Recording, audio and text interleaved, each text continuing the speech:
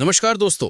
2025 में जब विदेशी निवेशकों ने भारतीय बाजार से कदम पीछे खींचे, तब भी शेयर बाजार बिखरा नहीं, क्योंकि देसी निवेशकों ने मोर्चा संभाल लिया। इसी वजह से 2025 की सबसे बड़ी मार्केट स्टोरी यही बनती है कि जब एफआईआईज बिकवाली में थे, तब डीआईआई और म्यूचुअल फंड बाजार के असली हीरो बने।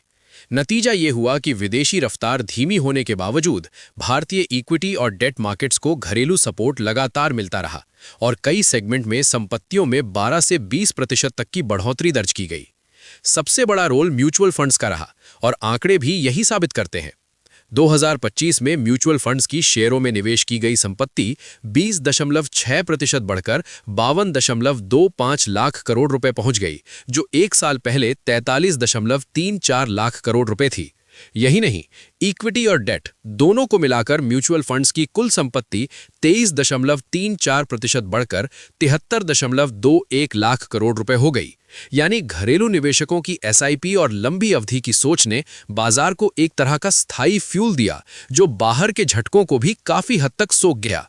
और ये सपोर्ट सिर्फ एयूएम बढ़ने तक सीमित नहीं रहा। म्यूचुअल फंड्स ने 2025 में भारतीय शेयरों में करीब 4.88 लाख करोड़ रुपए की खरीदारी की, जबकि पिछले साल ये आंकड़ा लगभग 4.3 लाख करोड़ रुपए था। यहां संदेश साफ है कि घरेलू पैसा सिर्फ आ रहा था नहीं, बल्कि सक्रिय रूप से बाजार में खरीद भी कर रहा था और उसी ने डिमांड साइड को मजबूत बनाए रखा। इंश्योरेंस और पेंशन फंड्स ने भी बाजार को मजबूत हाथ दिया। बीमा कंपनियों की इक्विटी संपत्ति 12.6% बढ़कर 26.81 लाख करोड़ रुपए हो गई और पेंशन फंड्स की इक्विटी संपत्ति में तो 66% की बड़ी छलांग दिखी, जो 4.38 लाख करोड़ रुपए तक पहुंच गई।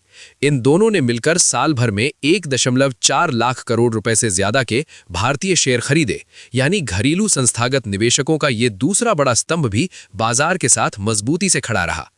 इस ग्रोथ के पीछे निवेश के साथ साथ रेगुलेटरी सपोर्ट भी एक वजह रहा। पेंशन रेगुलेटर ने दूसरे और तीसरे स्तर की परिसंपत्तियों के लिए इक्विटी लिमिट बढ़ाने की अनुमति दी और बीमा रेगुलेटर ने भी सीमित दायरे में इक्विटी निवेश की छूट दी। बाजार के जानकारों के मुताबिक जब नियम निवेश के लिए थोड़ा रास्ता खोलते हैं, तो लॉन्ग टर्म मनी ज्यादा आत्मविश्वास से इक्विटी में आती है और वही चीज बाजार की स्थिरता बढ़ाती है।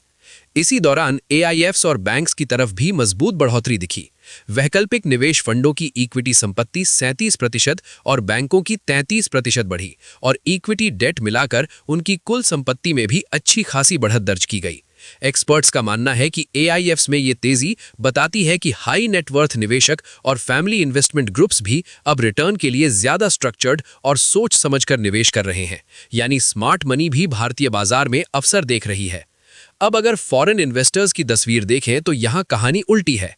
विदेशी पोर्टफोलियो निवेशकों की इक्विटी संपत्ति में केवल 4.3% की बढ़त हुई और ये 74.26 लाख करोड़ रुपए तक पहुंची। इक्विटी और डेट मिलाकर उनकी कुल संपत्ति भी सिर्फ 4.8% बढ़कर 81.8 लाख करोड़ रुपए हुई। सबसे बड़ा संकेत ये है कि 2025 में एफआईआईज ने करीब 1.66 लाख करोड़ रुपए के शेयर बेचे और इसके पीछे वजहें बताई जा रही हैं शेयरों के ऊंचे वैल्यूएशन, बढ़ते भू राजनीतिक तनाव और भारतीय सामानों पर टैरिफ में बढ़ोतरी जैसी चिंताएं। कुल मिलाकर 2025 ने ये साफ कर दिया कि भारतीय बाजार अब सिर्फ विदेशी पैसे के भरोसे नहीं चलता।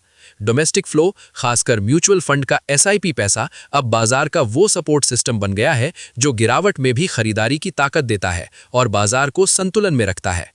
अगर आपको ये मार्केट इनसाइट उपयोगी लगी हो तो वीडियो को लाइक करें, अपने दोस्तों के साथ शेयर करें ताकि उन्हें भी समझ आए कि बाजार को असल में कौन संभाल रहा है। और ऐसे ही रोज के काम के अपडेट्स और एनालिसिस के लिए चैनल को सब्सक्राइब जरूर कर लें।